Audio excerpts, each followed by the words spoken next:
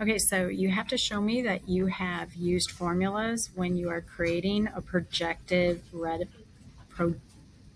revenue or sales.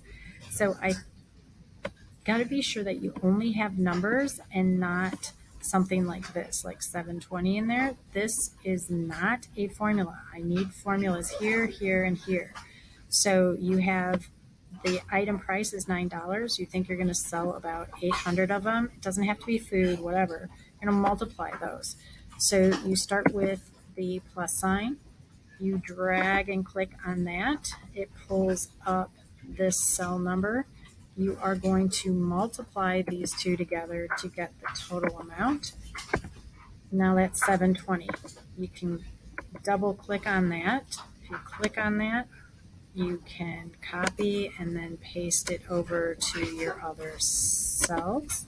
Click enter, and that will paste it over. Over here, for this one category, you want the total revenue.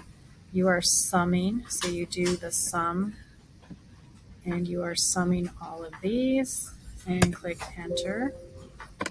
Yes, you want a sum of these numbers, and you click enter, and it gives you the sum. You want to also ensure that these are all dollar amounts. You don't put in a dollar sign. You have to go to currency, and then you want less zero showing up on the back. At the end, you are going to sum. Again, go up to here and then sum it. Whenever you're multiplying them out, you start with the plus sign, go to this number, the price per projected